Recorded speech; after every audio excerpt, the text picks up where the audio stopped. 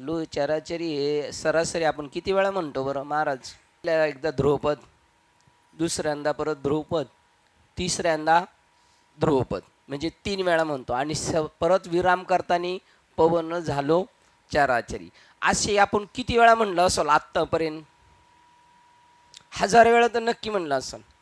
बरं, त्या 1000 वेळामध्ये बोलता बोलता आता या स्टेपपर्यंत तरी आलो का एक हवेचा बुडबुडा म्हणून तरी?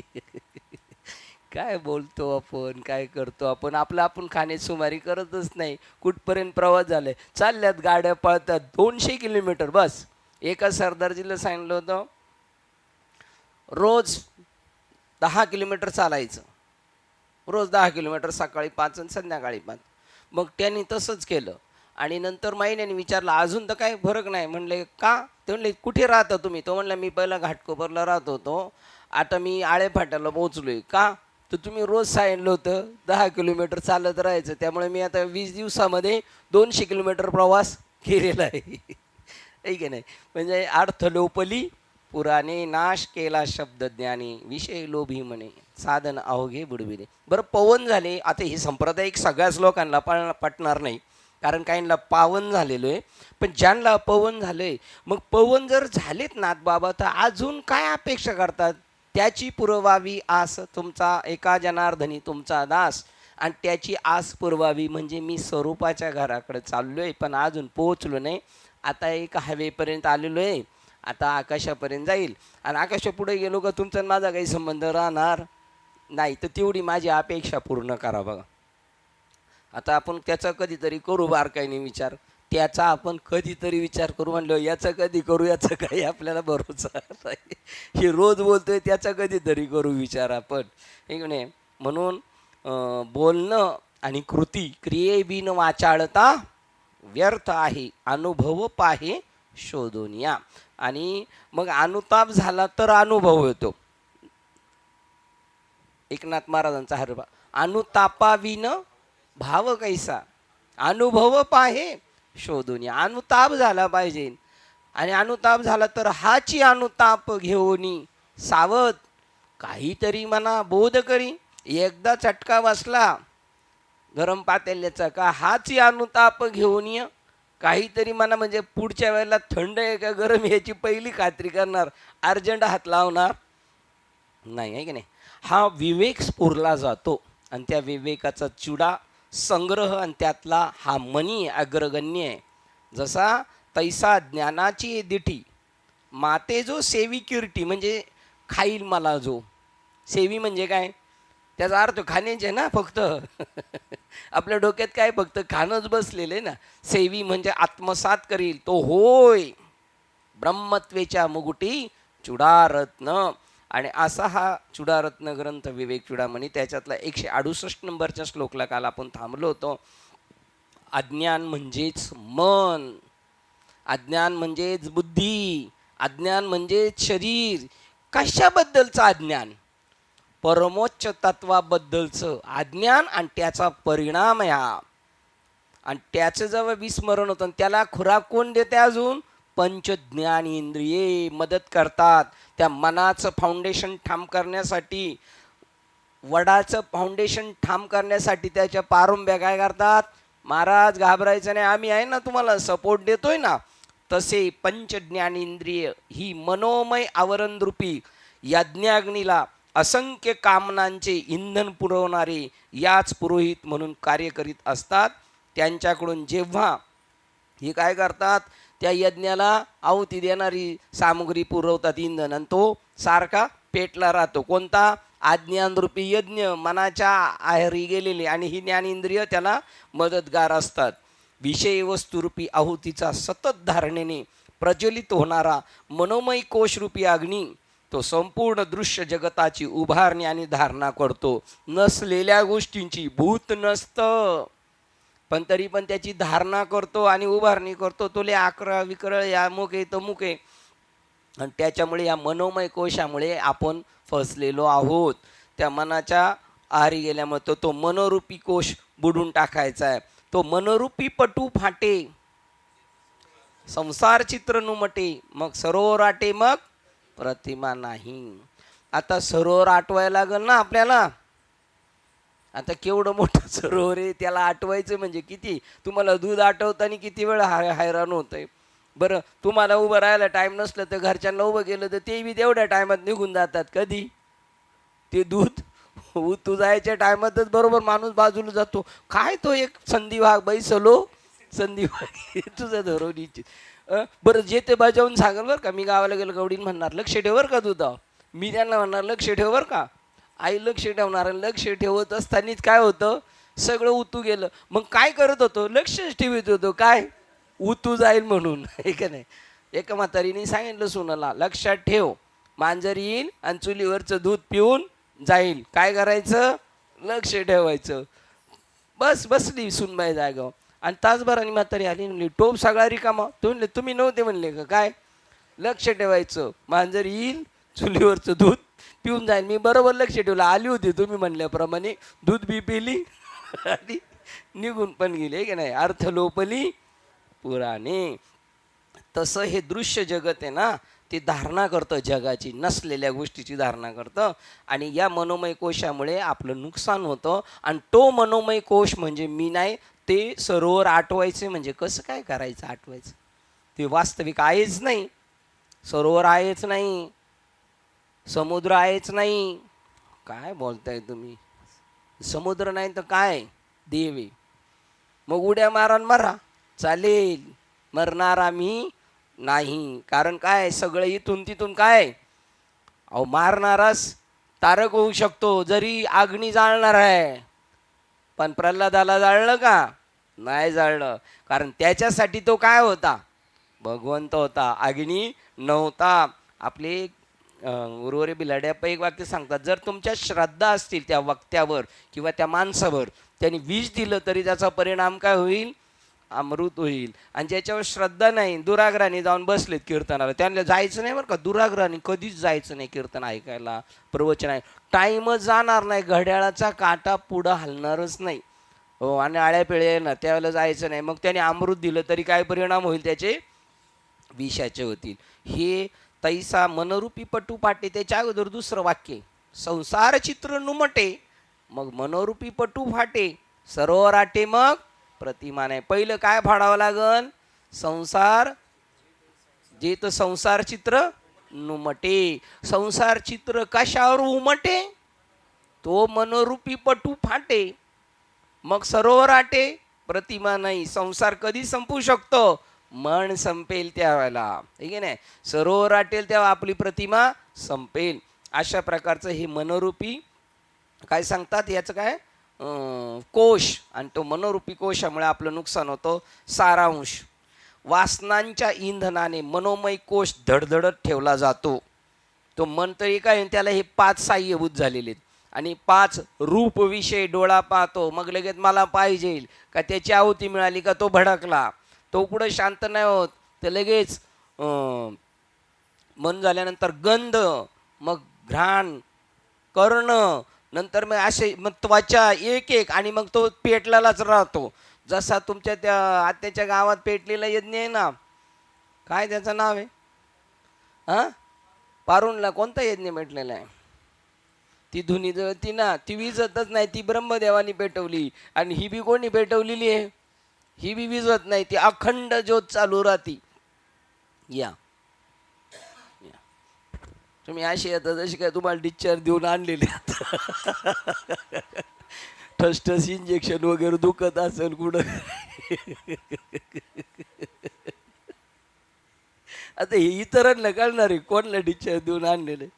त्याच्यानंतर आता आपले चिरंजीव येणार आहे, सूर्यवंशीचा चिरंजीव येणार आहे. आता ती एक शेवटची एंट्री राहती, आहे का नाही. त्यांना जागा लवकर भेटत नाही, काय नाही कसं. आणि राजे निघाले असतील आता. सांगा बरं कोण राजे, मावशी चिनलकर निघाले असतील आता, गाडी बिडी साफ करून निघाले असतील ते आता. तो लेकरुळा विठू माझा लेकरुळा, सगळे गोपाळाचा मेळा, सगळं सगळं चावळ चंबुगा बडे घेऊन जायचं. म्हणजे मग सगळं एकदम भारी होतं एकदम, आहे का नाही. म्हणजे असं एक एक चित्र आहे आपलं. ऐसा नट नाट्य खेळ आणि स्थिर नाही. किती खुश झाले तुम्ही. हे राज आहे चक्रवर्तीला सांगा, हे माझं राज आहे म्हणावं. अनंत खुशीचं राज हे आहे म्हणायचं.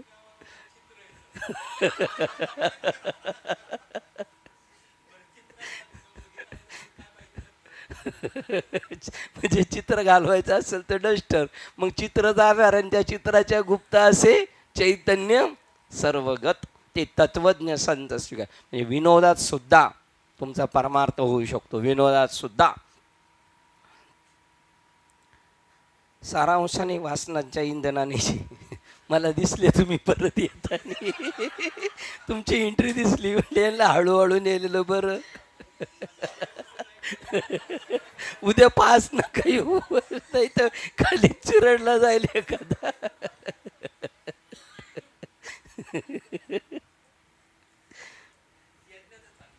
यज्ञाचं चालू होतं. यज्ञात तुम्ही आहुती दिली अजून. असा विवेक चुडामणी चाललाय. त्यामुळे 200-250 लोक बघतात ना, त्यांना पण लय आनंद होतो. ते म्हणले टाईम कधी निघून जातात, आशामध्ये टाईम कधी निघून जाईल कळणारच नाही ना, आहे की नाही. सारांश वासनांच्या इंधनाने मनोमय कोश धडधडत ठेवला जातो. ज्ञान पंचज्ञान इंद्रिय रूपी पुरोहित. बरं, ही वासना आहेत ना, आपल्या डोक्यात फक्त एकच बसतं, वासना. वासना म्हणजे आपल्या डोक्यात वाईट 3 गुणानुसार वासना. रजोगुणांची वासना काय, असं एकदम रंगीबेरंगी जीवन जगायचं. नंतर तमोगुणीचं ऐशो आराम, बस आयत्या पिठावर रेगा. आणि सत्वगुणाचं वासना काय, मला त्या बाबांचा फोन आला होता. ते म्हणले तुमचा विवेक चुडामणी कधी चालू होणार आहे, कारण तुम्ही जाता जाता सांगितलं होतं जोपर्यंत त्र्यंबकेश्वरमध्ये आश्रम होत नाही तोपर्यंत मी दाढी डोकी करणार नाही. त्याचं उत्तर काय म्हणलं, चालू झाल्यावर राहायचे. ते आता आज संध्याकाळी बघणारच आहे. ती एक वासना आहे, रजोगुणी वासना. सत्वगुणी मी अमुक करीन. आणि या वासनांमध्ये मरतो ना जो मनुष्य, ते पुरं करायचं राहिलं, ते पुरं करायचं चांगला आहे उद्देश त्याचा, तर तो सत्वाचे नियोगे होती स्वर्गीचे राये, स्वर्गाचा राजा होतो तो. आणि आपलं उद्दिष्ट स्वर्ग नाही, स्वर्ग पायरी आहे आपल्या पुढे, पायरी. हे बोलताना आपण किती अंतःकरणाला प्रामाणिक आहोत, अंतःकरणाशी विचार केला पाहिजे. हा अभंग सोपा नाही. तुका म्हणे पावटणी करू म्हणजे पायरी करू स्वर्गाची. अजून तर आपल्याला याच जगतामध्ये रुची आहे, या नासक्यामध्ये रुची आहे. स्वर्गात तर काय, स्वर्गात कामधेनूचे किल्लारे आणि कल्पतरूचे बगीचे तिथे. उच्चस्रव नावाचा घोडा, उर्वशी रंबे सारख्या अप्सरा. ते कशाला कोण नको म्हण. हे इथलं नासक, इथे एकाच थोबडात असा नाही, त्याच्या मागं आपण पळतोय. तिथले तर रंबा उर्वशी म्हणल्यावर काय होणार तो माणूस. तिथं वेडा झाला इंद्र आणि भांबावला आणि उठला आणि लगेच नाचायला लागला त्या रंबेबरोबर. लगेच लात बसले तिथून. कुठं जा म्हणले, खाली जा, मृत्यू लोकात जा आणि माणूस हो, नाही का. सर्प, बस लपून राहायचं. बाहेर आला होता फटका. सापाला काय सांगितलं, बाहेर आला तर फटका, लपून राहायचं. त्याच्यात विष आहे पण लपून राहायचं. अशा वासना आहेत. सत्वगुणांच्या वासना वेगळ्या आहेत, रजोगुणांच्या आहेत, तमोगुणांच्या आहेत. आणि म्हणून आपल्याला सांगितले गुणातीत व्हायचं. आपले गुरुजी जर गुणातीत असेल तर आपण गुणातीत असणार. गुरुजीत गुणात अडकलेला आहे तर आपण बी त्याच्यात पाठीमागे राहणार, कारण आपला स्वभाव असा आहे. बाबा करतो तसंच करायचं. येथे वडील जे कधी कधी उल्लंघन करावं लागल, ते उल्लंघन केलं कोणी, बळीराजाने उल्लंघन करून टाकलं. शुक्राचार्य काही सांगतील मला, मी शुक्राचार्यांचं ऐकणार नाही. बघा, लगेच त्यांना ड्रॉप करून टाकलं. आपल्यामध्ये तेवढी धम्मक पाहिजे, सार आणि आसार निवडण्याची क्षमता पाहिजे. साराच्या पाठीमागं पळालं पाहिजे. आसार कोणी घेऊन आलं तर विकत घ्यायचं नाही. अग्नीमध्ये पंचविषय रूपी धृत ओततात. तूप कोणतं आहे, विषयाचं तूप ओतलं जातं का मग भडका. ते जसजशी आहुती टाकतात तस तसा अग्नी आणखी भडकतो. विचार म्हणजे मनाच्या संकल्पना होत. आपल्या डोक्यात विचार आलं, मनाच्या संकल्पना आहेत आणि मनाला काहीच नाही किंमत. मन म्हणजे अज्ञान आहे आणि आपला जोर त्या भांडवलावर आहे, अज्ञानाच्या भांडवलावर आपला जोर आहे. त्या ज्या ज्या धगधगत्या वासनांमुळे विक्षेपांच्या स्वरूपात व्यक्त होत असतात आणि मग त्या वासना मनाचे संकल्प आणि त्या धगधगत राहतात आणि मग त्याच्यामुळे ती गोष्ट पूर्ण नाही झाली का मनामध्ये विक्षेप निर्माण होतो, मग रागीट होतो माणूस, चिडचिड्या होतो, का तर त्याला ते मिळालं नाही. मग क्रोध, मग क्रोधामध्ये एक तर लोभ, अशी त्याची घसरण होत जाते. ज्ञान इंद्रिय जेव्हा अधिक अधिक विषय प्रेरणा आणतात तसतसे मन अधिक अधिक भडकते. काय विषय म्हणजे सांगायचं तर एक उत्कृष्ट उदाहरण सांगितलं. तुकाराम महाराजांना वाटले एक दिवशी खीर खावी, हा एक त्यांचा काय होता विषय. ते म्हणले का, काय काय झालं का, मन सारखं कुठं जायचं, खीरीकडं. मग खा खीर, टोपभर खीर केली, पोरांना दिली नाही. हे सणासण चालू, सणासण आता किती खाणार, इतकी खाल्ली इतकी खाल्ली, वांती झाली तरी म्हणा खा, वांती बी खा.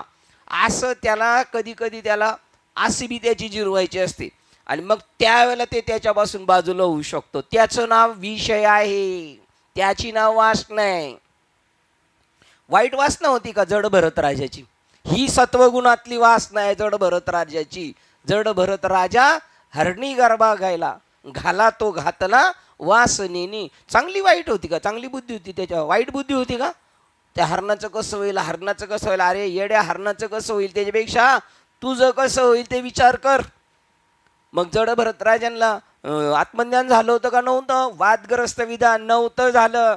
ज्याला आत्मज्ञान झालं त्याचं मन कशातच गुंतायचं नाही, कारण त्याला इथून तिथून हरीण सुद्धा काय वाटलं असतं, मीच आहे, चैतन्यच आहे. त्याचं काय चैतन्याचं होणार आहे.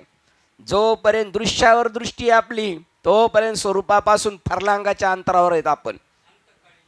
अंतकाळी जी मती तीच प्राणी अशी गती, या लागी चित्ती श्रीकृष्ण चित्ती अहोरात्री स्मरावा. विक्षेप म्हणजे मग काय होतात, मग ते अधिक अधिक भडकते, मग विक्षेप निर्माण होतो, अधिक अधिक वाढत जातात. जगात कर्मे म्हणून व्यक्त होतात आणि तेच विक्षेप मग कर्म म्हणून रूपात प्रगट होत राहतात. ते विक्षेपच हे सर्व मनोमय कोशामुळे घडत असते. ते विक्षेपामुळेच हे मनाचेच कोश असतात आणि त्या मनाकोशामुळे विक्षेप निर्माण होत असतात. काल आपण 168 नंबरच्या श्लोकाला इथे येऊन थांबलो होतो. आता पुढे पाहूया. 169 नंबरचा श्लोक वाचतोय. अविद्या ही मनाहून वेगळी नसते. मन म्हणजे काय, अज्ञान. वाया मन हे नाव, सावयव एरवी कल्पनाची सावयव. बघा, जयाचेने संधी जीवदशा, आत्म्याला जीव बनवलं मनाने आणि मन ही काय आहे, कल्पना. आणि इथे काय सांगितलं, अविद्या, कल्पना, अविद्या, माया, प्रकृती, हे सगळं काय आहे आणि अज्ञान आहे. आणि मन आपलं, माझ्या मनाला असं वाटतं म्हणजे तुझ्या अज्ञानाला असं वाटतं. अविद्या ही मनाहून वेगळी नसते. मन हेच अविद्यारूपी संसार बंधनाला कारण होत असते. मनाचेच फासे पडले जातात, दुसरं कोण फाशी टाकायला मोकळं नाही आपल्याला. मनाचा नाश झाला असता इतर सर्वाचा नाश होतो. पण मग नाश कधी होतं, मरायच्या वेळेला मन जातं निघून, लास्टला मन सुद्धा निघून जातं माणसाचं. आणि मग फक्त प्राण असतो आणि तो प्राण बी असा धुक धुक धुक धुक करत असतो आणि तो प्राण निघून जातो. त्यावेळेला त्याचा इंड होतो.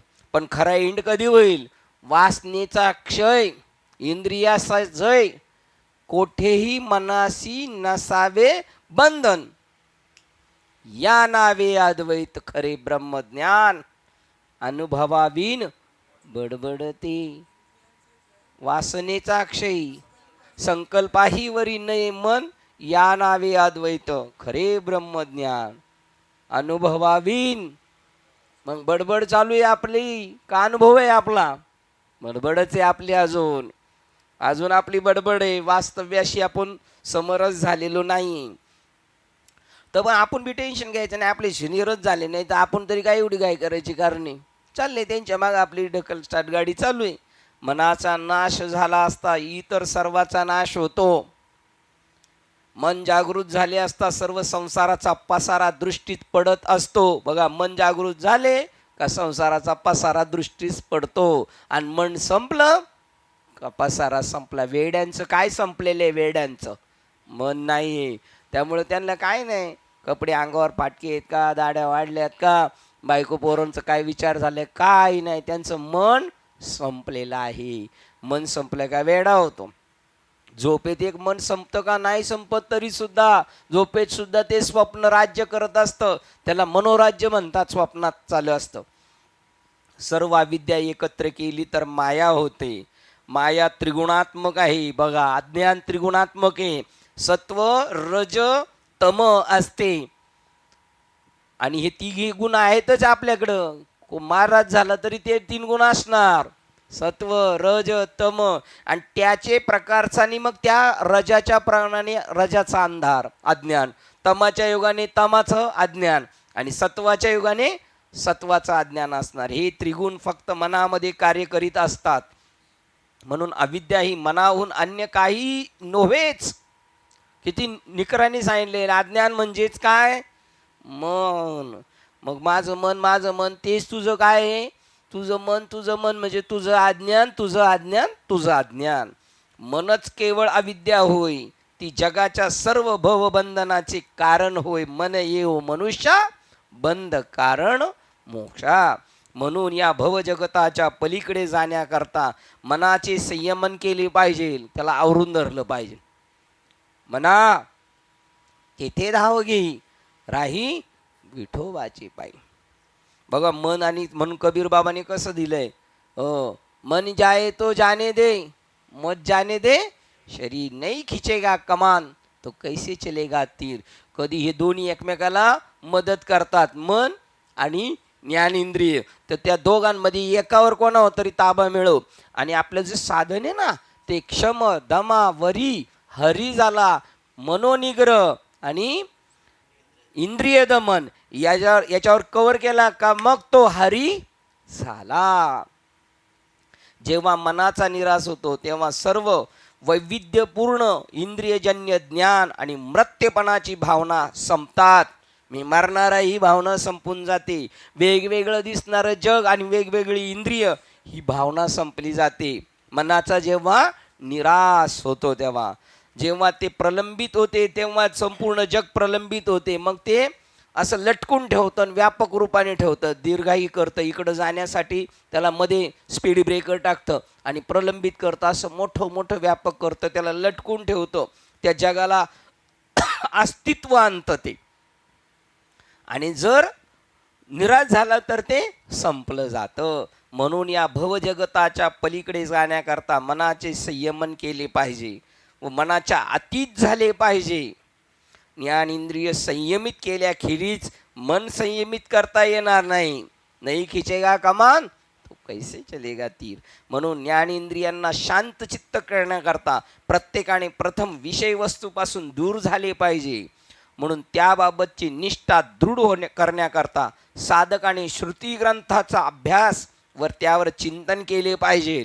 नेहमी सतत मन व्यग्र राहिलं पाहिजे, व्यस्त राहिलं पाहिजे. रिकामा अर्धघडी राहू नको. रिकाम मन सैतानाचं घर आहे. म्हणून त्याला कशात तरी गुंतून घ्यायचं. ह्यात आपण गुंतून घेतलेलं आहे. नाही तर टी व्हीच्या मालिकाच बघत बसलो असतो आपण. आता टी व्हीच्या मालिका सुद्धा टाईम टेबल बघण्यापेक्षा आपल्या हातातच टी व्ही आता, जेव्हा पाहिजे तेव्हा बघू शकतो ती मालिका, आहे की नाही. ही गुंतून घेतलेले आहे मनाला आपण. म्हणून या जगाच्या पलीकडे मनाचे कुठे आलो होतो, श्रुती ग्रंथाचा अभ्यास व त्यावर चिंतन केले पाहिजे. जेव्हा सत्यत्वाचे अज्ञान आणि परिणामता होणारे विपरीत ज्ञान नाहीसे होते तेव्हा मनात सत्वगुणाचे प्राबल्य होते. बघा, जेव्हा सत्यत्वाचे अज्ञान संपले जाते मग परिणामता होणारे विपरीत ज्ञानही नाहीसे होते. रशीचं खरं ज्ञान झाल्यानंतर सापाची बोळवण झाली तेव्हा मनात सत्वगुणाचे प्राबल्य वाढते आणि नंतर माया हुसकून लावली जाते. सत्वगुणाच्या योगाने माया हुसकून लावली आणि मग त्या व्यक्तीला स्वतःच्या सत्य स्वरूपाचे आकलन होते. जेव्हा माया नुरे जेव्हा विश्व ब्रह्म होईल तेव्हा मायेमध्ये सत्वगुण रजोगुण तमोगुण आणि हे मायेचं मन हे खेळणे आणि याचा जेव्हा नाश होईल, निराश होईल तेव्हा आपण त्या स्वरूपाच्या ठिकाणी पौडलं जाऊ. श्लोक क्रमांक 170 वाचतो. स्वप्नामध्ये बाह्य जगताशी संबंध येत नसला तरी मनच केवळ भोगता भोग्य इत्यादी संपूर्ण विश्व निर्माण करीत असते. स्वप्नात शरीराशी काही संबंध आहे? शरीर गाढ निजलेले पण फिरतो नाही इकडे तिकडं. गावाला जाऊन आलो, लग्नाला जाऊन आलो, मैतीला जाऊन आलो. कोण जाऊन आलं? मन. आणि ते मात्र एका ठिकाणी स्थिर आहे, शरीर आणि मन. आता हे स्वप्नात असं होतं ना, हे पटतं की नाही? तसंच आत्ता जागृतीत तेच चालू आहे, कारण हे सुद्धा स्वप्नच आहे. स्वप्नामध्ये बाह्य जगताशी संबंध येत नसला तरी मनच केवळ भोगता भोग्य इत्यादी संपूर्ण विश्व निर्माण करीत असते. त्याचप्रमाणे जागृत अवस्था ही निराळी नाही. आत्ताची जागृत अवस्था हा पण मनाचेच खेळ आहेत. ते रात्रीचं स्वप्न आहे, हे दिवसाचं स्वप्न आहे.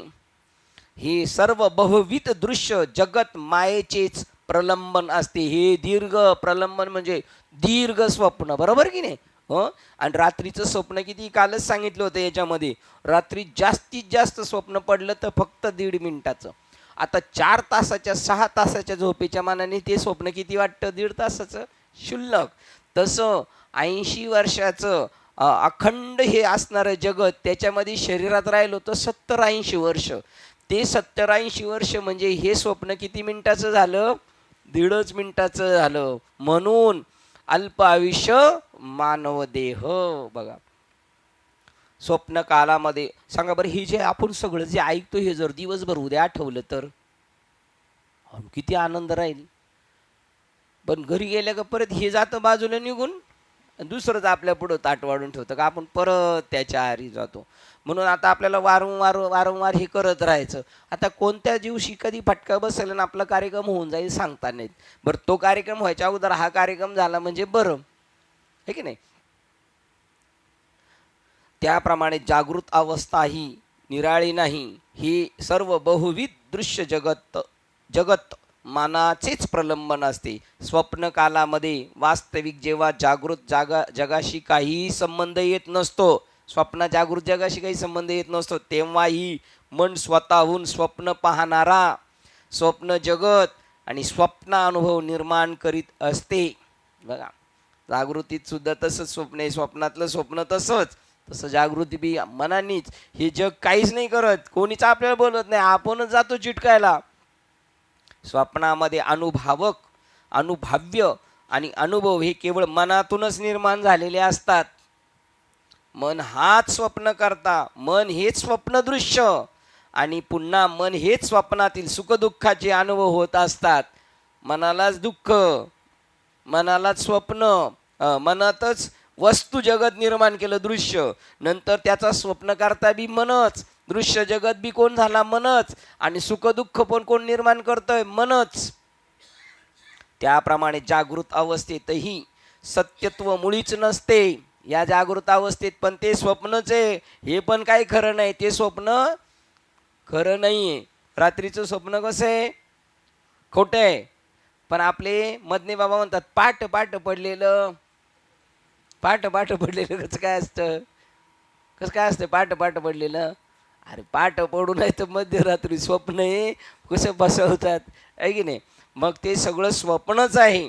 स्वप्न कधीच खरं नसतं, पण स्वप्नात स्वप्न खरंच असतं. त्याच्यासाठी काय व्हावं लागतं? स्वप्नातून जागं व्हावं लागतं. म्हणून उठा, जागे व्हा रे. आता खालच्यानी कधीतरी एखाद्याने प्रश्न विचारला पाहिजे ना, महाराज तुमचं डोकं फिरले का? आम्ही जागे नाही तर का झोपलेलो आहेत का? महाराज म्हणणार हो, माझ्यासह सगळे आपण कसे आहोत? झोपलेले. मग एक झोपलेला दुसऱ्या झोपलेल्याला जागा करू शकतो का? मग आता किती जरी वळवळ केली यांनी, महाराष्ट्रभर वळवळ केली आणि दिवस रात्र म्हणले आम्ही झोपत बी नाही, तरी कुठं झोपेतच झोप फिरतायत तुम्ही सगळे, आहे का नाही? त्याप्रमाणे जागृत अवस्थेतही सत्यत्व मुळीच नसते. हे पट्टे का आपल्याला? जागृत अवस्थेत सत्यत्व खरं नाही, हे खरं आहे काय? पण अजून आपण चिटकलेलो आहे कशाला? चिटकलेलोच आहेत आपण त्याला, अजून कधी बाजूला होणार आपण? त्याप्रमाणे जागृत अवस्थेतही सत्यत्व मुळीच नसते. जसे स्वप्नामध्ये मन फक्त प्रतिभासिक सत्ता असणारे असे स्वतःचे जग निर्माण करीत असते. आता तरी खरं आहे व्यावहारिक सत्तेत, पण मनामध्ये आणि या दोन्ही सत्ता सारख्याच ही सुद्धा प्रतिभासिक सत्ता आहे. भासत हो. कशावर भासत? उन्हावर काय भासत? जल उलट भासतंय. उन्हावर जल भासतंय, पाणी भासतंय. मग प्रतिभासिक म्हणूनच पळत गेलाय ना.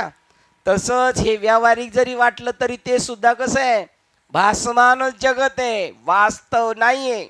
रश्शीवर साप जसा भासतो, खांबावर भूत जसं भासतं, तसं हे परमात्म्यावर जगत भासलेलं आहे. मग खोटं आहे का? नाही. मृगजळ खोटी आहेत का? मृगजळ खोटे, पण मृगजळ ज्याच्यावर दिसतंय ती सूर्यकिरण मात्र सत्य आहेत. तसं हे जगत खोटं आहे, पण जग ज्याच्यावर दिसतं ती ब्रह्मसत्ता मात्र खरी आहे. अगदी तसेच जागृत अवस्थेत पाहिलेले व वरकरणी सत्य वाटणारे विश्व हा निव्वळ एक भ्रम असतो भोवताली. आता हे भ्रम आहे असं आपल्याला वाटते? आपल्याला नाही वाटत भ्रम आहे. कधी वाटेल? समजायचं ज्या दिवशी वाटलं त्या दिवशी आपला कार्यभाग.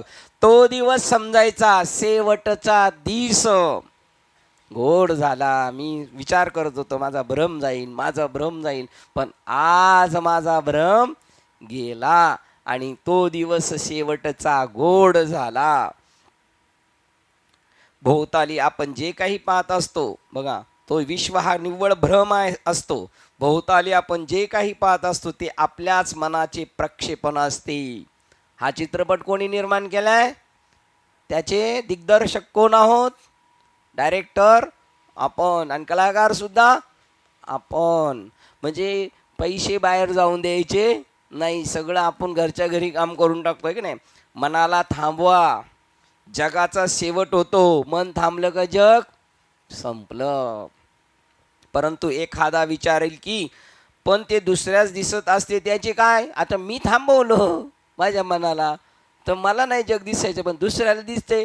तो तिकडं मेला गेला, त्याचं तुला काही घेणं देणं आहे. आपुली आपण करा सोडवून. तो म्हणला त्याला दिसतंय त्याचं काय? त्याचं तिकडं तर पडू दे त्याला, तुझं तू काम कर. आपुली आपण, आपुला तो एक देव करा. आपुली आपण करा सोडवून, आहे की नाही. पण ते दुसऱ्याला दिसत असते त्याचे काय? कमीत कमी त्याची संगत नाही करायची, त्या गधड्याची संगत करायची नाही. आपण डुबतो आणि दुसऱ्याला डुबवतो, मग नाही. आशाची नाही. खळांची संगती उपयोगाची नाही. दांभिक माणसाची संगत कधीच करायची नाही. ते दुसऱ्यात दिसत असते त्याचे काय? प्रश्नचिन्ह. तो दुसऱ्याला, परंतु तो दुसरा पाहणाराही त्याचीच निर्मिती असते, ती बी मनाचीच निर्मिती असते. म्हणजे आपणापैकी सर्वांच्यातील मन वैविध्यपूर्ण जगाच्या विषयी भावना आणि अनुभव निर्माण करीत असते. प्रत्येकाचं मन वेगवेगळं निर्माण करीत असतं. म्हणून उठा, बाहेर पडा, चला. म्हणून उठा आणि बाहेर पडा. कुठं?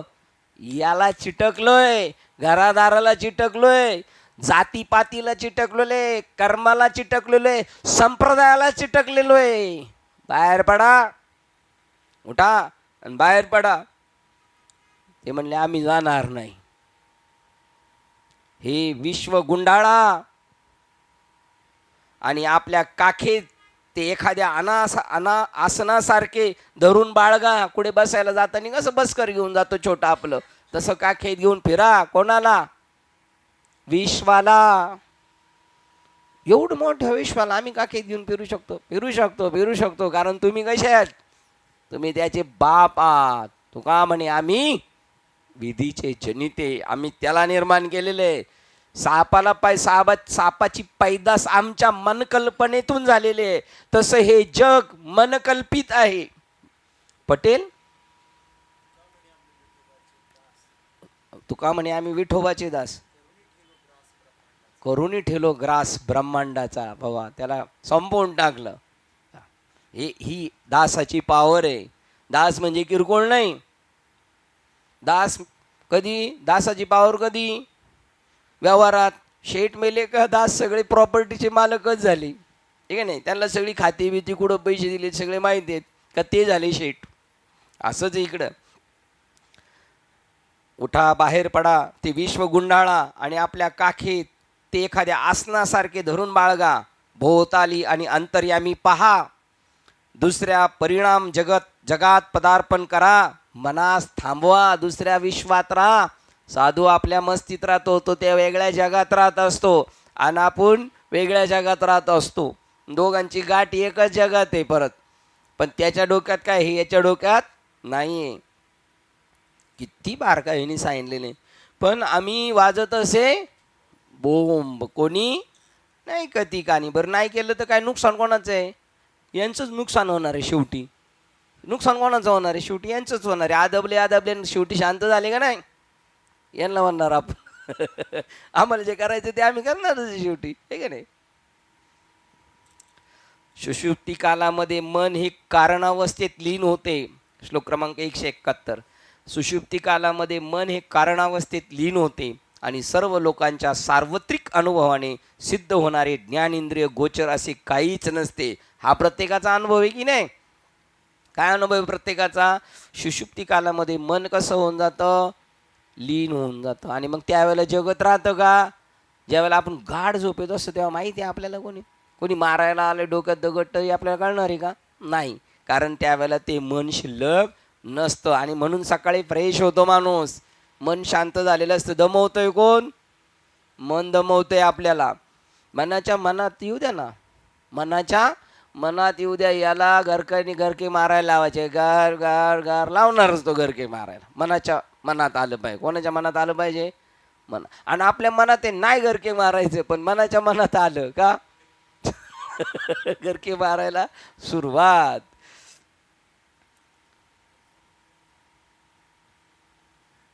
सुषुप्ती कालामध्ये मन हे कारणावस्थेत लीन होते आणि सर्व लोकांच्या सार्वत्रिक अनुभवाने सिद्ध होणारे ज्ञानेंद्रिय गोचर असे काहीच नसते. प्रत्येकाचा अनुभव आहे, मग काही दिसत नाही. म्हणून परिवर्तन पावणारे मानवाची जग ही त्याच्याच मनाची निर्मिती आहे. सारखं बदलतंय ना ते, कारण आत्मा कधी बदलत नाही. म्हणून जे बदलत नाही त्याच्याशी तुम्ही स्थिर राहायचं. नदीला त्या नावेला बांधायचे तर कशाला बांधणार? आपण स्थिर वस्तूला बांधणार, ती बोट. तसं आपण स्थिर वस्तूला धरून राहायचे. म्हणून परिवर्तन पावणारे मानवाची जग ही त्याच्याच मनाची निर्मिती असते आणि त्यास वस्तुनिष्ठ सत्यता, व्यावहारिक सत्ता नसते. त्याला काहीच अधिष्ठान नाही. रश्शीवरच्या सापाला काय त्याच्यामध्ये पावर? काहीच नाही. याआधी स्पष्ट केल्याप्रमाणे सर्व जगताच्या प्रक्षेपणाकरता मनच कारण असते. या जगाला कोणी आणलंय दृष्टिक्षेपात? मनाने आणलेलं आहे. जे आधी सांगून झाले आहे त्यामध्ये या ठिकाणी आणखी एका युक्तिवादाची भर पडत आहे. इतकेच मागं सांगितलं, त्याच्यात अजून एक दृष्टांत सांगतात आणि आपली भूमिका ठाम करायची त्यांना. गाढ निद्रावस्थेत असताना जेव्हा मनाचा संपूर्ण निराश झालेला असतो तेव्हा तेथे काहीच नसते, असा प्रत्येकाचा अनुभव आहे. गाढ निद्रावश झालेल्या प्रत्येकास तोच अनुभव येतो, त्याला कोणी अपवाद नाही. त्याप्रमाणे जेव्हा मनच ठिकाणावर नसते तेव्हा इंद्रिय गोचर जगच कुठचे? बघा, मनच शिल्लक नसलं तर जग कुठं राहणार? जग असणारच नाही. मानवाच्या विविधतापूर्ण परिवर्तनीय अनुभवाचे जग म्हणजे संसार हे अनेकत्वाचे क्लेशकारक जीवन आणि त्याची दुःखे ही केवळ मानवाच्या मनानेच प्रलंबित केलेली आहेत. त्यानेच ठरवलं तर तो प्रोग्राम थांबवू शकतो, अन्यथा तो प्रोग्राम पुन्हा वाढू शकतो. परिणामता जग हे केवळ मनाचेच आहे. हे सगळं जग दिसतं हे कोणाचं आहे? आपल्या मनाने ठरवलेलं आहे. आता आपण घरी जाऊन सांगितलं हे सगळं जग आहे ना माझ्या मनाने ठरवले. हा रोज संध्याकाळी कुठं जातो, याला पहिलं तिकडं जायचं बंद करा. उलटा परिणाम व्हायला लागल्या. आणि इकडचा कार्यक्रमच असा आहे, जग इकडं चाललंय ना तो तिकडं उलटा. एका साधूला पडला होता थंडीत कुडकडत. तेव्हा असा IT क्षेत्रातल्या त्याला दया आली. त्यांच्याकडे भारी शाली होत्या. मग त्यांनी काय केले, त्याच्या अंगावर शाल टाकली.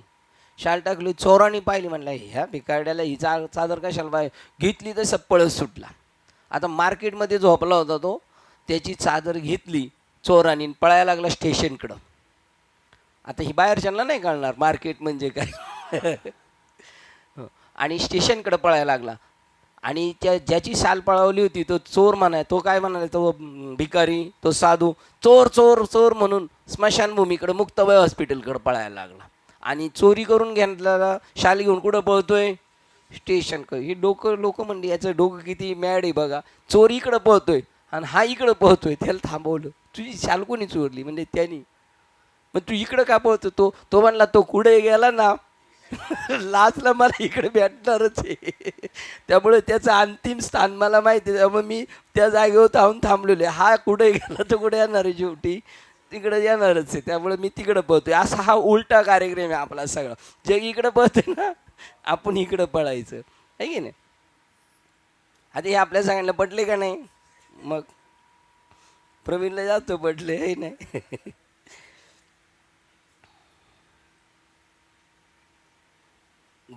बदललं होतं का? हां. मानवाच्या विविधतापूर्ण परिवर्तनीय अनुभवाचे जग संसार हे अनेकत्वाचे क्लेशकारक जीवन आणि त्याची दुःखे ही केवळ मानवाच्या मनानेच प्रलंबित केलेली असतात. आपण काय म्हणलो, घरी गेलं सांगितलं हे जग सगळं मी निर्माण केलेलं आहे, इथून आपण गेलो होतो.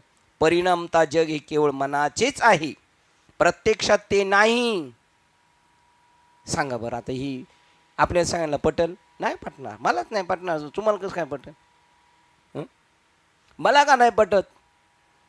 आता मी माझ्या मोठ्या माणसांकडे जाणार नाही, कारण ते पण म्हणतात नाही नाही जसं आहे तसं राहायचंच असतं, हे की नाही. तुम्हाला कोणाला पटले बरं? एखाद्याला कोणाला पटले का? एखाद्याला बघू बरं कोण भाग्यशाली आहे तो नर. का हे जग हे केवळ मनाचेच आहे, प्रत्यक्षात ते नाही, असं कोणाला पटले बरं? एखाद्याला? एखाद्यालाही नाही. काय चंदू बाबा? कोणालाच नाही. हां, खरं आहे. आता आपण खरे प्रामाणिक, उगच हात करायचा आणि दांडी पहिलीच आपली उडायची. आहे की नाही? पहिलाच क्लिंग बोर्ड, आहे की नाही. आपण अभ्यास करतोय आता. आता आपलं सगळ्यांचं काम झालं बरं का. त्या शब्दाच्या मागं पडायचं नाही. आपलं अजून काम शिल्लक आहे. किती शिट्ट्या बाकी आहे चिंदे? आता एक शिट्टी नाही, 3 शिट्ट्या बाकी आहेत अजून. म्हणजे अजून कच्चाच आहे भात पक्का, आहे की नाही. आणि मग त्याचं काय झालं? जे क्षणी अनुग्रह झाला ते खरं आहे, पण तू नाही ना ॲक्सेप्ट करत. तुझ्या मनावर आहे. तू जर ठरवलं ना आत्ता मुक्त आहेस, पण तू म्हणतो नाही अजून मला खेळ खेळायचा आहे, अजून मला खेळ खेळायचा आहे. तुम्ही तुमच्या मनाचे द्वारा पाहता म्हणून तुम्हाला जग दिसते. मनाच्या आतीत व्हा आणि त्या पलीकडे पहा, म्हणजे जाणीवेच्या गाढ निद्रेच्या अवस्थेत नसते. त्याचप्रमाणे इंद्रियगोचर विश्व शक्य नसते. जसं झोपेत काहीच आठवत नाही, जग दिसत नाही, तसंच होईल. आता त्या दिवसाची आपल्याला प्रतीक्षा करायची. जर तो दिवस उजाडला तर आजी सोनियाचा दिनू वरसे अमृताचा घनू, आजी सोनियाचा दिनू. जग पाहिले रे हरी पाहिला रे, हरी पाहिला रे, आजी सोनियाचा दिनू वरसे अमृताचा घनू, आजी सोनियाचा दिनू. मग बाबांनी फसवलंय का? नाही. बाबांनी आपल्याला काय केले? मार्ग दावून गेले. आधी त्यांनी मार्ग दाखवलाय, आता चालायचे कोणाला? चालता हे मज कळू येते काय? आजी सोनियाचा दिनू. चालताना कळणार मला, अदृश्यतेच झाले काही दृश्य जे होते. मग परत बाबा म्हणतात चकव्या, तो माणसाला धडकत चालतो काय? जग दिसत नाही का? दिसतं, पण त्याला कळतं हा अख्खा माणूस आहे, हा कशाचा आहे? चंदनाचाच आहे. त्याचे हात बी चंदन, पाय बी चंदन. आणि अशीच सगळी माणसं आहेत, म्हणजे सगळी कशी आहेत? चंदन स्वरूप आहेत. पण पहिलं कधी? पहिलं आपण चंदन स्वरूप व्हावं लागेल. आपण तैसे व्हावे, मग जग बोधे निववावे. बोधे नसावे अंतर, साधू नाही आप पण आपल्यालाच बोध नाही तर तो काय अंतर करणार? अंतर होणारच आहे. त्याला स्वतःला काय माहीत नाही, त्यामुळं, आहे की नाही. तुम्ही मनाचे द्वारा पाहता म्हणून तुम्हाला जग दिसते. मनाच्या अतीत व्हा आणि त्याच्या पलीकडे पहा, म्हणजे जाणीवेच्या गाढ निद्रेच्या अवस्थेत नसते ना जग. त्याचप्रमाणे इंद्रिय गोचर विश्व शक्य नाही नसते. श्लोक क्रमांक 172. वायू मेघांना एकत्र करतो तसेच स्वतः त्यांना पांगवतोही. वायूच मेघांना एकत्र बी करतो. हा पडणार पडणार पडणार पाऊस, चला चला घरी. आणि घरी गेलो, बसल्यानंतर पाऊस नाही आला. मुलांनी विचारलं का नाही पाऊस रे? मग म्हटलं होतं येणार रे. वारा आलं होतं, ढग वाहून नेले. आणले बी होते त्यांनीच, घेऊन बी गेलं. तसं मन जग निर्माणही करतं आणि फसवतं पण. आणि मनाने ठरवलं तर तुम्हाला मनच सोडू शकतं. म्हणून मन येव मनुष्या बंद कारण. मोक्षाला ढग तोच आणतो आणि परत ढग वाहून तोच नेतो. वायू मेघांना एकत्र करतो तसे स्वतः त्यांना पांगवतोही. अगदी त्याचप्रमाणे मन हे बंधास कारण आहे, तसेच मोक्षासही कारण असते. ढग वाऱ्यामुळे एकत्र आणले जातात आणि ते त्याच्यामुळेच पुन्हा पांगतात. मनामुळे प्रत्येक जण स्वतः सीमित, मर्त्य आणि बद्ध समजतो. कोणामुळं? मनामुळे. मी बारीक छोटा आहे, मी मरणार आहे, मी बांधलेलो आहे. जेव्हा वारा ढग एकत्र आणतो तेव्हा सदैव तळपणारा सूर्यही दिसत नाही. ढग आणले का सूर्य दिसत नाही. तसा आत्मा मनाचं जर ढग आला ना, मनाचा ढग आला का आत्मा दिसत. जेव्हा वारा ढग एकत्र आणतो तेव्हा सदैव तळपणारा सूर्यही दिसत नाही.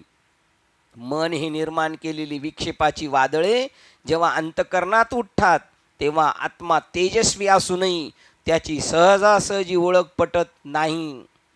जेव्हा विक्षेप कमी होतात आणि जेव्हा मन आत्मप्राप्तीकडे वळविले जाते. नुसते विक्षेप कमी होऊन नाही उपयोगाचं, परत आत्मप्राप्तीकडे वळवलं जायला पाहिजे. लोक ध्यानधारणा करतात, आम्ही ध्यान करतो. कोणाचं करतो ते नाही माहिती आम्हाला, फक्त सांगितलंय मनातल्या मनात गुपचूप शांत बसायचं. ठीक आहे, मग ते विक्षेप कमी करू शकतात पण आत्मप्राप्तीकडे वळवलेलं नाही. आपल्याला बाबाने दिलेले नाम आहे ना, ते नाम सांगतं मनाला शांत कर आणि त्या मनामध्ये तुझी छबी पहा, मी ब्रह्म आहे. विक्षेप असला का मी देह आहे आणि जग आहे. आणि जेव्हा विक्षेप संपेल तेव्हा मी ब्रह्म आहे आणि हा सगळा जगत देव नटला नाना परी. त्याला आपल्याला औषध बी दिलेले, आपल्याला रोग जायचं आणि आरोग्य प्रदान करताय त्याच्यामध्ये सुप्त स्थितीत ते तसंच आहे. अंतकरणात उठा. जेव्हा आत्मा तेजस्वी असूनही त्याची सहजासहजी ओळख पटत नाही. जेव्हा विक्षेप कमी होतात आणि जेव्हा मन आत्मप्राप्तीकडे वळवले जाते तेव्हा सीमितता आणि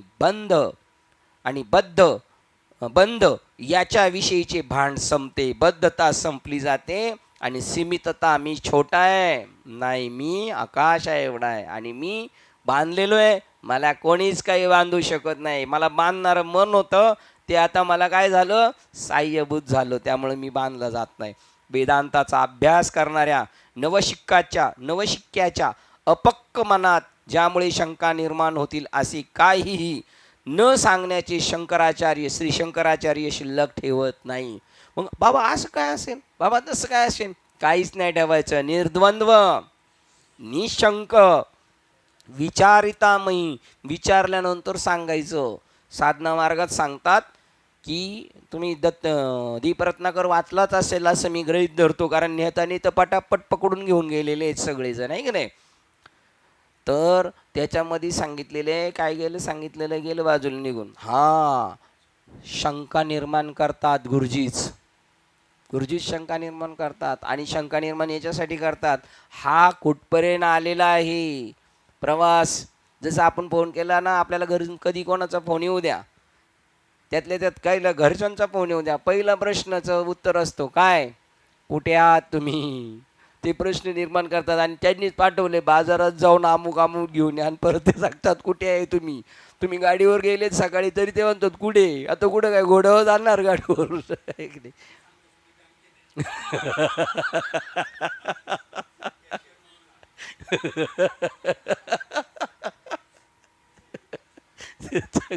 आता यांना माहित नाही ना आपण येड्यावानीच का हसायला लागले. मध्ये महाराज म्हणतील आपण कुठे घरच्यांनी विचारलं का ते म्हणतात मी बँकेत आहे. बँकेत काय करतो म्हणले कॅशियरमधून कामाला लागलोय.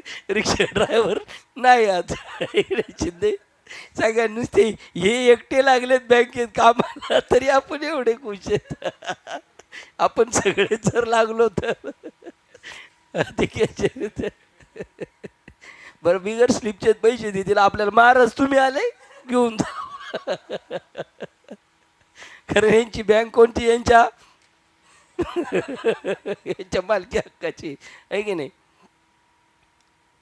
बरं का नाही? अक्षर दिसत नाही आता काय झालं आहे की नाही? डोळ्यात पाणी आलं का नाही? हसलं तरी पाणी येतं आणि रडलं तरी पाणी येतं. पण आपण लय हसलो का गावची लोक म्हणायचे जास्त हसू नको. का? घरी गेल्यावर रडशील. मग नको बाबा आता हसायचं नाही आहे की नाही? वेदांताचा अभ्यास करणाऱ्या नवशिक्क्याच्या आता येईल का झोप सांगा बरं आपल्याला? बिलकुल नाही. वेदांताचा अभ्यास करणाऱ्या नवशिक्क्याच्या अपक्क मनामध्ये ज्यामुळे शंका निर्माण होतील असे काहीही न सांगण्याचे शंकराचार्य शिल्लक ठेवत नाही. त्याच्यामध्ये म्हणतात शंका आली पाहिजे. शंका कोणाला येते? साधना करणाऱ्याला येते. बाबा मी बसतो पण डोळे मिटून बसले का जे नाही ते आठवतं. समजायचं हा चिंतन करतो आणि बसतं का हा सारखं चालू आहे. सारखं तर म्हशीचं बी चालू आहे बैलाचं बी चालू आहे. तसं ज्यांचं चालू असणार आहे का नाही? आणि बंध कसा निर्माण करते आणि तेच मन मोक्षप्राप्ती कशी घडून आणते हे पुढील श्लोकात स्पष्ट केले आहे. आता पुढे सांगणार आहेत. काही निशंक करायचं. मन कसं काय? ते म्हणले आतापर्यंत एवढे श्लोक खर्च केले मन गुंतवतं एका श्लोकात कसं का आमचं मन मानेल का लगेच ते सोडवतं? ते पुढील श्लोकात सांगतात. श्लोक क्रमांक 173. देह इत्यादी विषय वस्तू या संबंधीची मानवाची आसक्ती मनामुळेच निर्माण होते. हे मला पाहिजे, हे मला पाहिजे. हे कशामुळे निर्माण होतं? मनामुळेच निर्माण होतं. देह इत्यादी पहिलं काय? देह आणि देहाच्या संबंधाने जेवढा काय जे जे आपल्याला आवडतं ते कोण निर्माण करतं आपल्या मनामध्ये? मनच निर्माण करतं. विषय वस्तू या संबंधी मानवाची आसक्ती मनामुळे निर्माण होते. दोरखंडाने बांधलेल्या पशुप्रमाणेच ह्या आसक्ती त्याला बद्ध करतात. असं रश्मीने जाम बांधलेले असे त्याची स्थिती करून टाकतात. त्यानंतर तेच मन त्याच वस्तू विषयाबद्दल जणू काय ते विष आहे असे समजून घृणा निर्माण करते आणि मानवास त्याच्या बंधनातून सोडवतेही. बघा मनच गुंतवतं आणि मनच सोडवतं. मनाच्या दृष्टिकोनातून ज्ञानेंद्रिय देह व जगातील वस्तू मात्र हे सर्व विषयच होत. बघा मनाच्या दृष्टिकोनातून ज्ञानेंद्रिय असू द्या, देह असू द्या आणि जगातील वस्तू मात्र हे सर्व विषयच होत. सगळेच विषय आहेत या जगामधले. मन आता आपला काय विषय आहे? विवेक चूडामणी प्रवचन. कुठे चाललो? प्रवचनाला. हा आमचा विषय तो त्यांचा. आणि अजून नामदेव महाराजांच्या मुलाचा एक अभंग विषय तो त्यांचा झाला नारायण. आमचा विषय हरी कीर्तन अनेक नेनोबा साधन. नामदेव महाराजांच्या मुलाचा आहे अभंग. नारा किंवा गोंदा नाराचाच अभंग आहे. विष्णुदास विनवी नारा आमची हीच परंपरा. बघा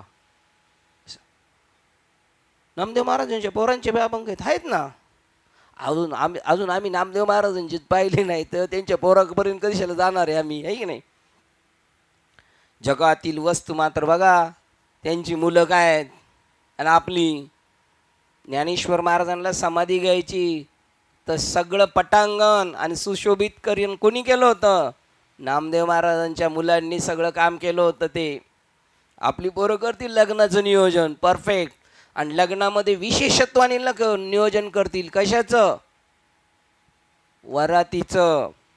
ते काम कोणाकडे द्यायचं? दादाकडं. आहे का नाही? जगातील वस्तू मात्र हे सर्व विषयच होत.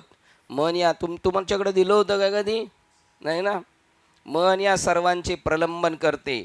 एवढेच नव्हे ते प्रलंबित केल्यावर त्या वस्तू संबंधी आसक्तीही निर्माण करते. मला पाहिजे असं ते व्यापकत्व करतं मन त्या विषयाबद्दल. या आसक्तीमुळेच तो बांधला जातो, मर्यादित आणि दुःखी होतो. मर्यादित होतो, स्वतःला 3.5 हाताच्या शरीरा एवढाच समजतो.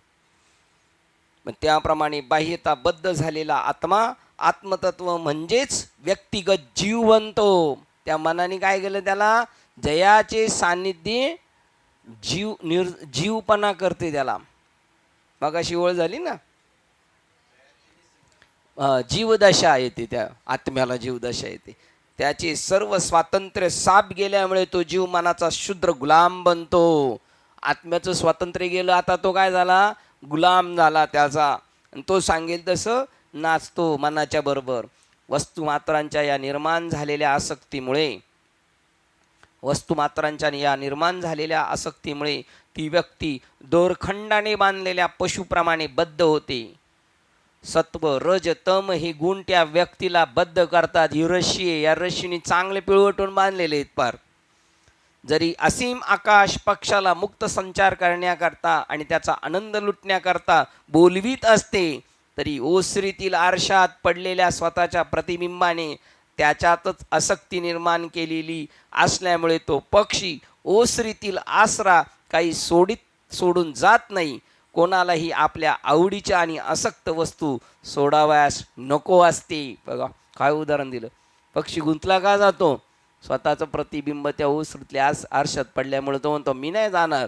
आणि त्याला आकाश बोलवतो, ये का उंचाचे नी पोवाडे, सुखाचा पैसा रुजोडे, आपुलेने सुरवाडे, उडवणे जाय. असं त्याने जायला पाहिजे वर, परंतु तो नाही जात. तो असं त्या दांडक्याला पकडून बसतो आणि आधूनच त्याला जाम पकडीत असतो, पडेल म्हणून. तो नाही तर उडून जायचं.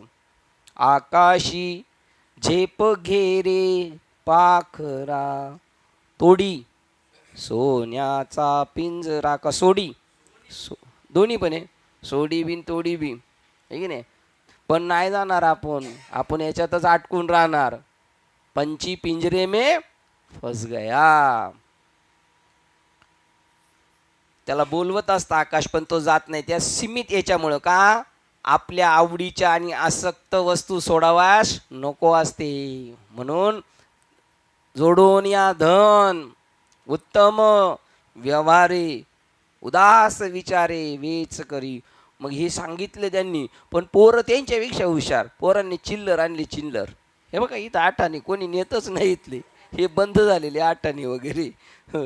ते माहितीवर उडवत जायचे. भिकारी बी घेत नाहीत. जोडून या धन उदास विचारे वेच करी, आहे की नाही. त्याच्यात गुंतत नाही माणूस. तर उत्तमची गती तोची पावे एक नरण, उत्तमच भोगील जीवखानी. जर त्या वस्तूंबद्दलचा अनासक्त जर निर्माण झाला तर, अनासक्ती निर्माण झाली तर. जेव्हा एखाद्या जनावरास दोरखंडाने बांधले जाते, तेव्हा त्याला दोरखंडाच्याच प्रमाणात मर्यादित स्वातंत्र्य असते. तुमच्याकडे पण दोरखंड बांधतात का? मग हे पुरे आपल्या इकडचे आहेत, घाटी आहेत, घाटी आहे. असं बरोबर. अगदी त्याचप्रमाणे जेव्हा हे अनंत चैतन्यत्व त्रिगुणांनी बाह्यताबद्ध होते, तेव्हा त्यांची सर्व शक्तिमानता आणि सर्वज्ञता गमावल्यासारखी वाटते आणि तो परिसीमित जीव होतो. बघा, तो व्यापक आहे, अनंत चैतन्य आहे पण आता आपण त्या देहाच्या याच्यामुळे बांधले गेलो, त्या कुडीमध्ये जेल. त्याच्यामध्ये बघा तो इंद्रियग्रामीचे राजबंदी होतात. तो राजबंदी झाला कोण? आत्मा. इंद्रियग्रामीचा काय झाला? राजबंदी. अहममतेच्या जल्पवादी, मी आणि माझ्यामुळं तो गुंतला आणि विकारांतराची मांदी मेळविता ती. परंतु त्या व्यक्तित्वाला सुद्धा गुण स्वरूपानुसार निर्धारित केलेले असे स्वातंत्र्य असते, पण त्या आसक्तीमुळं तो गुंतला जातो. या आसक्ती आणि हे बंध केवळ मनाचेच निर्माण केलेले असतात.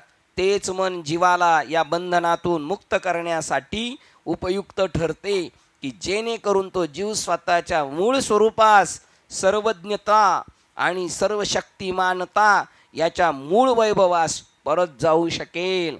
मनानेच फक्त आपल्याला काय दिलं पाहिजे, अनुमोदन दिलं पाहिजे. तुला तिकडं जायचं आहे, ठीक आहे, माझं अनुमोदन आहे. आणि आपली जरी लाख जायची तिकडे इच्छा आहे, पण मनाची नाही इच्छा, नाही जाऊन देणार आपल्याला.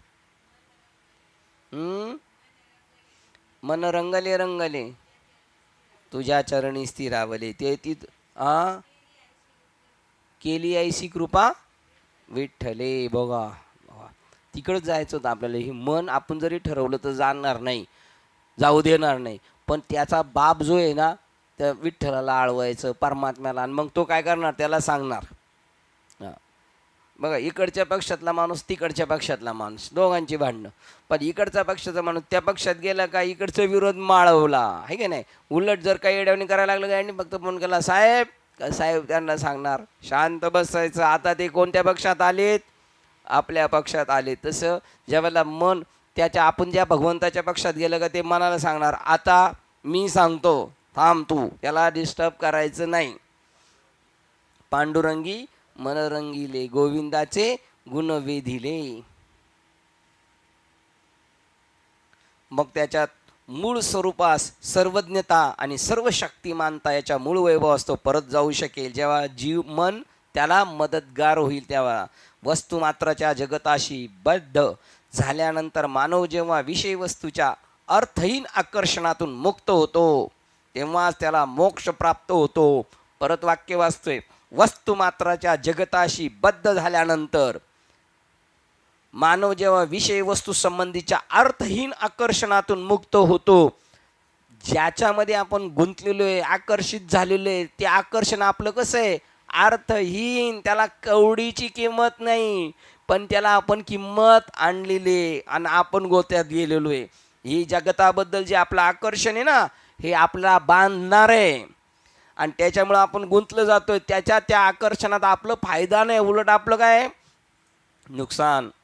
तेव्हाच त्याला मोक्ष प्राप्त होतो. जे वस्तुमात्राच्या जगताशी बद्ध झाल्यानंतर मानव जेव्हा विषय वस्तू संबंधीच्या अर्थहीन आकर्षणातून मुक्त होतो, तेव्हाच त्याला मोक्ष प्राप्त होतो.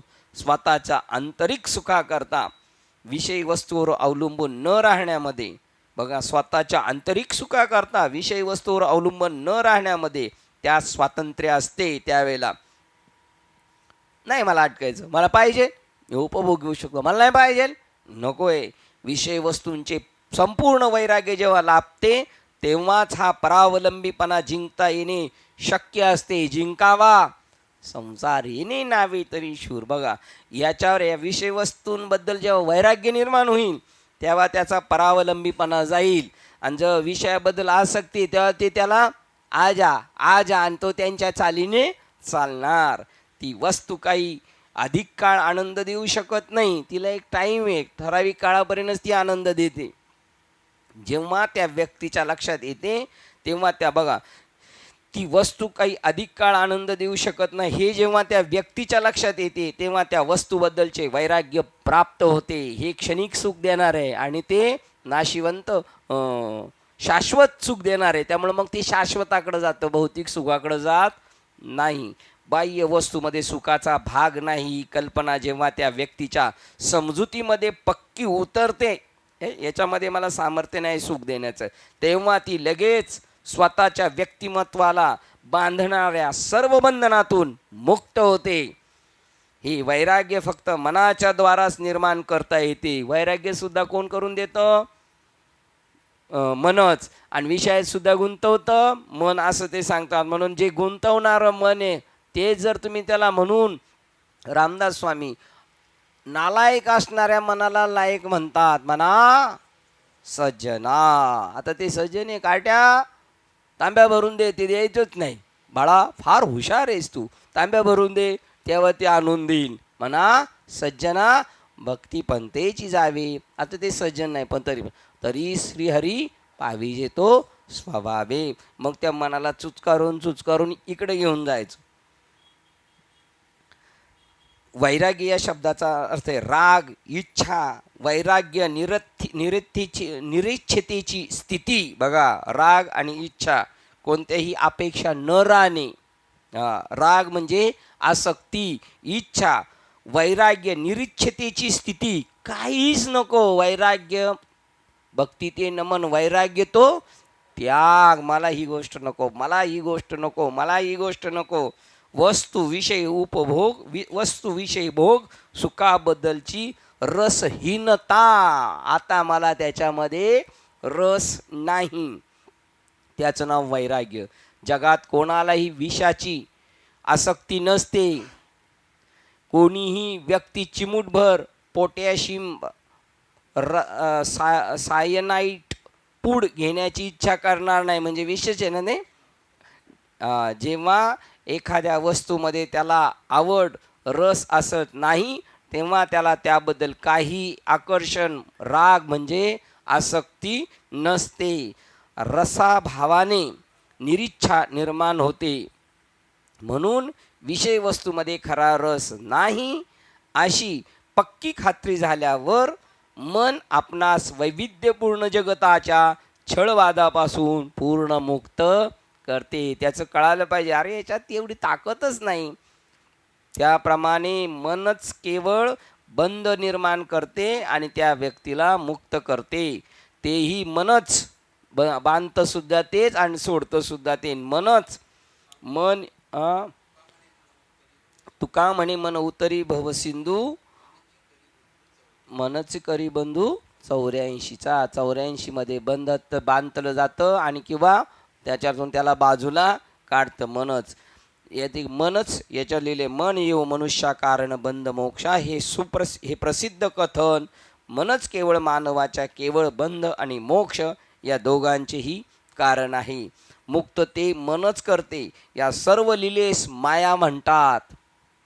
ती वस्तुता आपली स्वतःचीच अविद्या, सत्यत्वाबद्दलचे अज्ञान होय. बघा, यालाच माया म्हणतात, त्यालाच अविद्या म्हणतात. आणि आपण स्वतःला न ओळखणं त्याचंच नाव अज्ञान. म्हणून मन हेच मानवाचा बंध आणि मोक्ष या दोघांचेही कारण आहे. श्लोक क्रमांक 174. म्हणून मन हेच मानवाचा बंध आणि मोक्ष या दोघांचेही कारण आहे. जेव्हा ते रजोगुणाने मलिन झालेले असते तेव्हा ते मन बंधच निर्माण करते. बघा, रजोगुणाने बंध निर्माण करते. जेव्हा ते रजतम गुणापासून मुक्त असते तेव्हा त्या मोक्षाचा मार्ग तयार करते. जेव्हा रज पण नाही तम पण नाही मग मोक्षाच्या दिशेने जाईल. आणि रज आहे म्हणजे तम आहेच आणि मग तो काय करणार, गुंतण्याचा मार्ग निवडणार. म्हणून नको नको म्हणा गुंतू माया जाळी. वाह, काय बस डायरेक्ट क्रॉस लाईन. नको नको म्हणा गुंतू माया जाळी. आम्हाला कशाला सांगता महाराज, आमचं मन राम झाले, मन राम झाले. प्रवृत्ती ग्रासून निवृत्तीसी झाली, कैशी निवृत्तीसी आली. म्हणून वरील श्लोकामध्ये केलेल्या युक्तिवादावरून ते आता स्पष्ट केले आहे. आता मन कुठं गुंता खा अभंग तो व्हायचा. नको नको म्हणा काळा आला जवळी, काळाची उडी पडेल बा जेव्हा, सोडवेना तेव्हा माय बाप, सोडविना बंधू पाठीची बहीण, शेजीची कामिनी, सोडविना राजा देशीचा चौधरी, आणि सोयरी भली भली. तुका म्हणे म्हणा, तुका म्हणे तुझं सोडविना कुणी, एका चक्कर पाणी वाचवणे. असं त्याचं उत्तर बी दिलं आणि गुंतायचं नाही कुठं गुंतणार आहे ते पण सांगितलं, सुटायचा उपाय सांगितला. म्हणून वरील श्लोकामध्ये केलेल्या युक्तिवादावरून ते आता स्पष्ट केले आहे की मन केवळ बंधनाचे त्याचप्रमाणे मोक्षाचे कारण आहे. मानव बद्ध आहे की मुक्त आहे ही भावना म्हणजे त्याच्या मनाची स्थिती. तो गुंतलेला आहे का सुटलेला आहे कोण सांगू शकतं, त्याची स्थिती सांगू शकते. आत्मतत्व जे व्यक्तीचे सत्य स्वरूप आहे ते कधीच बद्ध असत नाही. आत्मा कधी बांधला जात नाही. मग त्या स्वरूपाच्या मोक्षाचा प्रश्नच कुठे आहे. आत्मा तर कधी बांधला जात नाही. मग तिथं मोक्षाचा प्रश्नच कुठे आहे, प्रश्नचिन्ह आहे. जेव्हा एखाद्या अरे बघा कुठे गेलं, 2 पानं पलटी झाली होती. जेव्हा एखाद्या सत्यार्थाने मुक्त होतो. जेव्हा एखादा सत्यार्थाने मुक्त असतो तेव्हा त्याला बंधही नाही आणि मोक्षही नाही, तसा मुक्त असतोच. मुक्त होता परी बळे झाला बद्ध घेऊन. त्याचा स्थायी स्वभाव कसा आहे? मुक्तच आहे. त्यामुळे तर आत्मा काय बांधलेला नाही. आणि जो नेहमीच मोकळा आहे, ज्याला बांधलेलाच नाही, त्याच्या पुढे मोक्षाला काय किंमत आहे? बंधाची आणि मोक्षाची स्थिती याचा फक्त मनाच्या अवस्थांच्या संदर्भातच अर्थ लावला जातो. बद्धता आणि मुक्तता कुठे? मनाला. म्हणून बघा नामदेव महाराजांचा अभंग आहे, बद्ध आणि मुक्त मायेची कल्पना पडली होती जेव्हा भ्रांती कैशी. ज्यावेळेला आपण आत्मस्वरूपावर जातो तेव्हा मुक्तता पण नाही आणि बद्धता पण नाही. म्हणून मोक्ष सुखा हनुलाता. आणि परवाचं काय प्रमाण शोधत होतो आपण? मोक्षपद तुच्छ केले या कारणे. का? या कारणे, कारण आम्हाला याच्यात बद्धता नाही, म्हणून आम्ही आता जन्मजन्मी युगायुगी पुन्हा जन्माला येऊ, कारण आम्हाला बद्धता पण नाही आणि मोक्ष पण नाही, अशाच ठिकी नाही. म्हणून मनाची आणि म्हणून मगाशी एक सांगितलं, बंध आणि मोक्ष मायेची कल्पना. माया म्हणजेच मन, माया म्हणजेच अज्ञान, त्याचे हे सगळे पडसाद आहेत. बंधाची आणि मोक्षाची स्थिती याचा फक्त मनाच्या अवस्थांच्या संदर्भातच अर्थ लावला जातो. जेव्हा मन सतत विक्षेप अवस्थेत असते तेव्हा ती व्यक्ती बंधनात आहे म्हणावयाची. सतत विक्षेपित स्थिती मग गुंतलेली आहे. रजोगुण मनाच्या विक्षेपाला कारण असतो. काय? कशामुळे गुंतला जातो? रजोगुणामुळे. म्हणून आपल्या गुणांचे स्थित्यांतर होत असतं. आपण जास्तीत जास्त, तू का म्हणे येथे सत्वाचे सामर्थ्य आणि करावा परमार्थ अहर्निश. आपण थोडंसं बाजूला जाऊ द्या बरं याच्यापासून.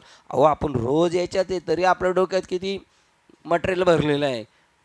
जर अजून बाजूला गेलो तर मग ट्रक टेम्पो नाही, डायरेक्ट काय तो कंटेनरच. मग सगळं गाबाळ घेऊन जाणार एक साथ. रजोगुण मनाच्या विक्षेपाला कारण असतो. रजोगुण जो आपला प्रभाव दाखवू शकतो तो तमोगुणामुळे, सत्यत्वाच्या अज्ञानामुळे. जेव्हा जेव्हा मनामध्ये रजोगुणाचे आधिक्य असते तेव्हा तेव्हा ते विक्षेपित होत असते.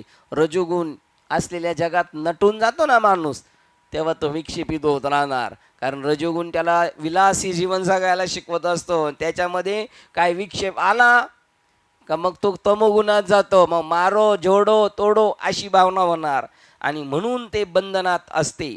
जेव्हा हे कलंक नाहीसे केले जातात आणि जेव्हा मन शांत चित्त होते, म्हणजे जेव्हा ते आधिक्याने सात्विक बनते, तेव्हा आपण स्वतंत्र आहोत. आपण कोणाच्या गुत्त्यात सापडू शकत नाही मनाच्या सुद्धा, आणि संपूर्णपणे मुक्त झालो आहोत असा त्याला अनुभव येऊ लागतो. जेव्हा मन अंतर्यामीच्या जेव्हा मन अंतर्यामीच्या परमतत्वाकडे ओंकाराकडे वळते तेव्हा ते सत्वगुणी बनते. आहे का डोकी ठिकाणी हो? बघा, जेव्हा मन अंतर्यामीच्या परमात्म तत्वाकडे ओंकाराकडे वळते, अंतर्यामी ओंकाराकडूनच जाता येतं. सगळ्या जगातले धर्म तुम्ही सांगितले ना, आपल्या डायरीच्या मागे लिहिलेले, ओमचीच उपासना करतात. अरबी लोक अहमीन, अहमीन म्हणजेच ओम.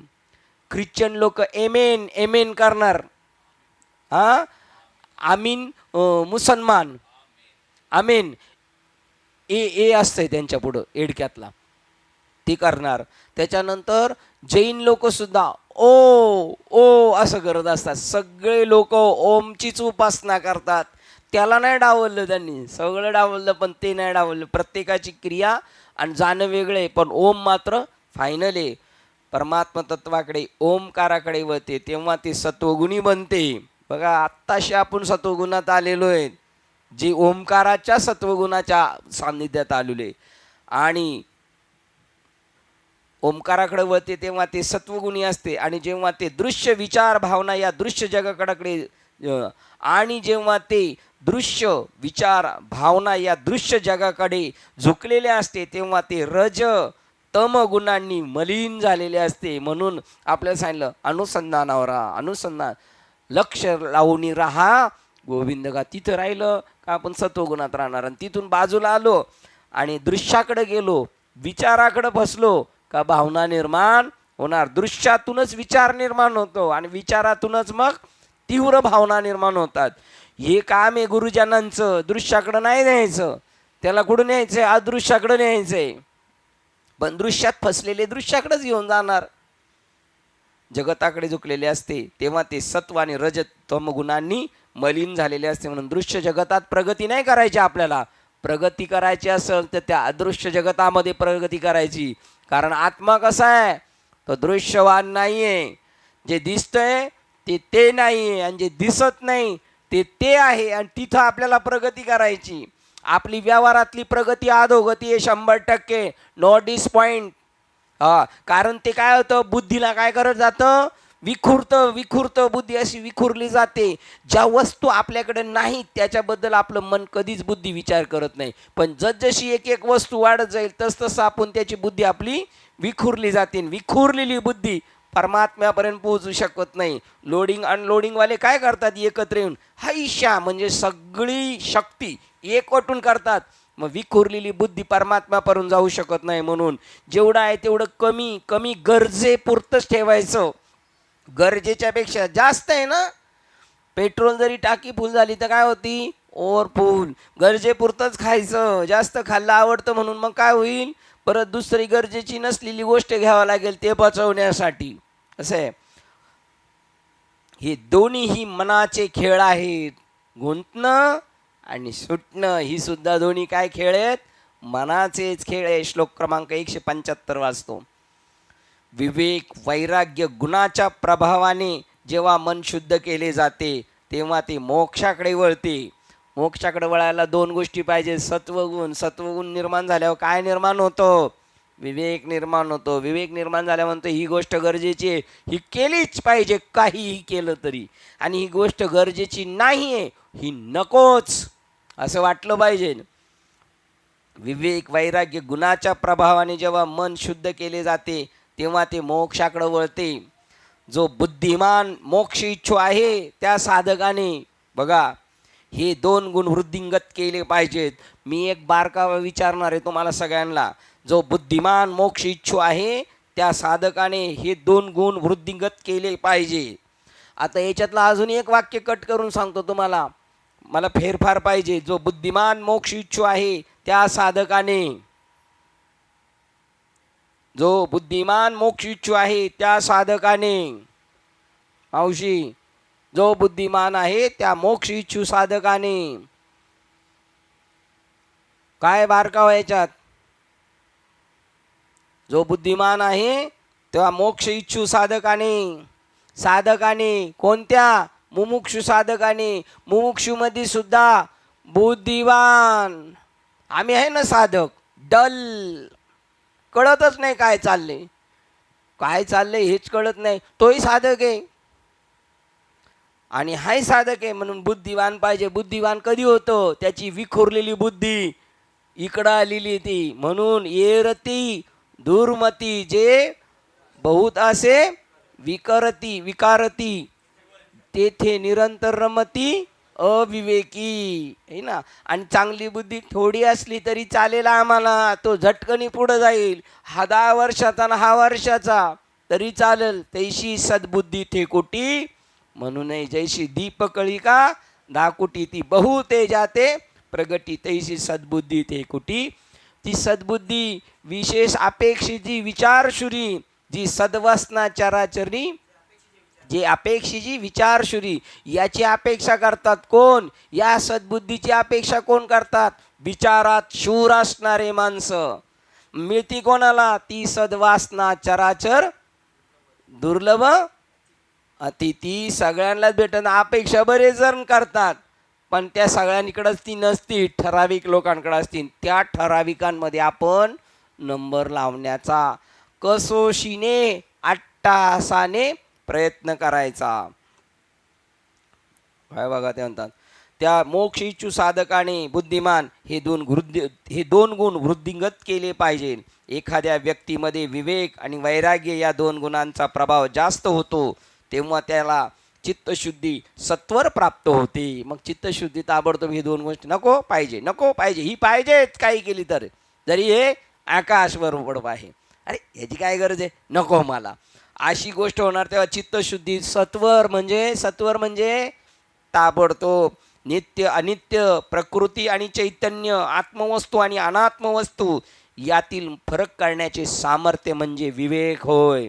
काय तो आपल्याकडे कमी पडतो, पण आपण प्रवचनाला नेमकी कमी पडतो तीच ओळ घेतो. मज हृदयी जेनु हा बुडालो संसारपुरामध्ये, म्हणून विशेष अत्यादरू अविवेकावरी. आहे का नाही? बोलतो एक आणि करतो एक, कळालं पाहिजे. नित्य काय, कशाची संगत केली पाहिजे, नित्याची करायची का अनित्याची, प्रकृतीची करायची का चैतन्याची, अनात्मवस्तूची करायची का आत्मवस्तूची, याचे सामर्थ्य म्हणजे विवेक होय. जे अनित्य प्रकृती प्रधान आणि अनात्म असेल ते झिडकारण्याची क्षमता आणि शौर्य हेच वैराग्य होय. अनित्य नको द्या सोडून, हे सोपं नाही. नको बोलणं सोपं नाही. पाहिजे म्हणायला पार तुटून पडलेले आहेत. नको म्हणणारी माणसं पाहिजेत. चित्तशुद्धी करता व्यक्तीला नको म्हणण्यात फायदा आहे आपला, नुकसान नाही. पण आपण पायाजवळ पाहतो तेव्हा आपल्याला वाटतं आपलं नुकसान झालं. चित्तशुद्धी करता व्यक्तीला या दोन प्रकारचा विकास, चित्तशुद्धी करता व्यक्तीला या दोन गुणाचा विकास करावाच हवा. इंद्रिय सुखाच्या ज्ञानपूर्वक केलेल्या स्वयंत्यागाने वृत्ती वाढीला लागते. इंद्रिय सुखाच्या ज्ञानपूर्वक केलेल्या स्वयंत्यागाने, इंद्रियात सुख आहे त्याच्यात, पण नको आपल्याला, नको नको नको, तेव्हा वैराग्य वृत्ती वाढीला लागते. श्रुती ग्रंथाचा अभ्यास, चिंतन आणि मनन यामुळे विवेक वाढीला लागेल. कशाने? सतत गुंतलं पाहिजे याच्यामध्ये. श्रुती ग्रंथाचा अभ्यास, चिंतन केलं पाहिजे. चिंतन विचारलं तर लगेच इतके प्रामाणिक लोक आहेत, नाही हो जमतच नाही, फसवत तरी नाही हे तरी बरं म्हणायचं. त्याला समजायचं का आपण तरी थोडेफार प्रामाणिक आहे म्हणून हे प्रामाणिकपणे बोलतात, की नाही जमत हो चिंतनाला वेळ. आणि चिंतन म्हणजे नुसते डोळे मिटून बसणं नाही, मिळालेल्या त्या वस्तूशी पूर्णपणे चिटकून राहणं. चिंतन म्हणजे मुंगळा जसा गुळाला डसलाय तसं दिलेल्या विषयाला पूर्ण चिटकून राहिलं पाहिजे. आणि मनन यामुळे विवेक वाढीला लागेल. जेव्हा विवेक शक्ती विकसित होते तेव्हा वैराग्य वाढीला सहाय्य करते. कळालं ना? विषय नको नको म्हणणार, मग त्याच वेळेला वैराग्य निर्माण होईल. जेव्हा वैराग्य वाढलेले असते तेव्हा विवेक अधिक असतो. वैराग्य का समजायचं, याच्याकडे काय असला पाहिजे? विवेक असला पाहिजे. हे दोन्ही एकमेकांच्या विकसनाकरता पूरक असतात. हे दोन्ही एकमेकाला अवलंबून असतात. जेव्हा मनातील विक्षेप कमी होतात तेव्हा बुद्धीवरील आवरण दूर होते, रजोगुण आणि तमोगुणाचा निराश होत जातो आणि अशा प्रकारचे मनच मोक्षप्राप्ती करता सहाय्य होते. 3 मिनिटं आहे आपल्याकडे. जेव्हा मनातील विक्षेप कमी होतात तेव्हा बुद्धीवरील आवरण दूर होते, रजोगुण आणि तमोगुणाचा निराश होत जातो आणि अशा प्रकारचे मनच मोक्षप्राप्ती करता सहाय्यकारक होते. मन हे असे उपकरण नव्हे की ज्याच्या साह्याने सत्यत्वाचे आकलन होते. ते उलट ते नाही करत, ते सत्यत्व चित्तामुळं म्हणतात. जेव्हा शुद्ध चित्त त्या आत्मतत्वाच्या सानिध्यात येते, नाही तर म्हणेल आता मी मनाला आवरले, तेवढ्यावर नाही, मन थांबवलं, मनाने विक्षेप कमी केल्यावर चित्त काय झालं पाहिजे? शुद्ध झालं पाहिजे. जेव्हा शुद्ध चित्त आत्मतत्वाच्या सानिध्यात येते तेव्हा जीवभावाचे विघटन होते, जीवभाव संपून जातो. शुद्ध चित्त हे की ती प्रतिक्रिया घडून आणण्यास उपयोगी पडणारे सहाय्यक म्हणून कार्य करीत असते. म्हणून नामचित्त शुद्धीमुळेच परमात्म्याची भेट होते. म्हणून सुज्ञ साधकांनी आपणामध्ये या 2 गुणांची वाढ करावी. कोणत्या साधकाने? सुज्ञ साधकाने. आणि अज्ञ साधकाने आहे आपलं तिथं बरं आहे असं समजून राहायचं. म्हणून सुज्ञ साधकाने आपणामध्ये 2 गुणांची वाढ करावी. हे सुद्धा अज्ञ साधकाला नाही कळणार. आपलं आहे तिथं, अरे येड्या तुला हे चिडवलेलं आहे, तू त्याच्यापासून बाजूला हो. प्रकृतीच्या गुलामगिरीतून सुटका करून घे. या प्रकृतीच्या आड गेलेलो आपण, गुंतलेलो आहे, तिचे गुलाम झालेले आहे, तिला आपलं दास करायचं आहे. प्रकृतीच्या गुलामगिरीतून सुटका करून घेऊ इच्छिणारा जो बुद्धिमान साधक असेल, बघा त्याला असं वाटतं सुटावं, तर त्याने विवेक आणि वैराग्य हे 2 गुण विपुल प्रमाणात, थोडक्यात खुश नाही व्हायचं खाटक्याच्या कुत्र्यासारखं, हे की नाही. वैराग्याचे हे 2 गुण विपुल प्रमाणात विकसित करण्याचा प्रयत्न केला पाहिजे. 8:29 झाले. आपण आपल्या वेळेला थांबतोय. श्लोक क्रमांक 175ला थांबतोय.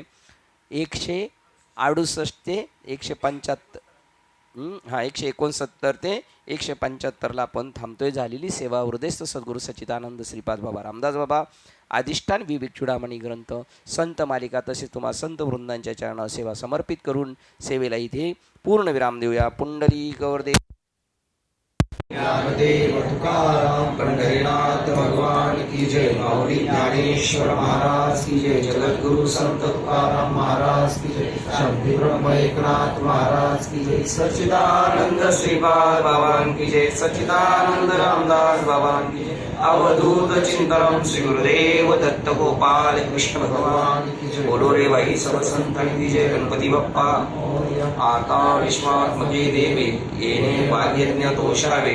दोषोनी मजल्यावे पसाय नाही. जय खळांची व्यंकटी सांडो दया सत्कर्मी रती वाढो. भूता परस्परे जडो मैत्र जीवांचे दुरितांचे तिमिर जाओ. विश्वस्वरम सूर्य पाहो जो जैवांचित तोते लाभो. प्राणी जात वर्षत सकळ मंगळी ईश्वर निष्ठांची मांद्याळी. अनवरत मंडळी भेटू तुदा भूता चेतना चिंतामणीचे गाव. बोलते जे अर्णव पियुषांचे चंद्रमेचे आलांचन. मातंड देता बहीण ते सर्वाई सदा सज्जन स्वैर्य होतो. किंबहुना सर्व सुखी पूर्ण होणी तिन्ही लोकी. भजी जो आली कोर्सी अखंडित आणि ग्रंथोपरी विशेष लोकी.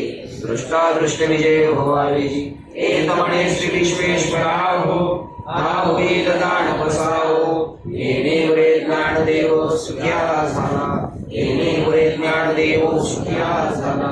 येणे वरे ज्ञानदेव सुख्या झाला. हरि ओम शांती.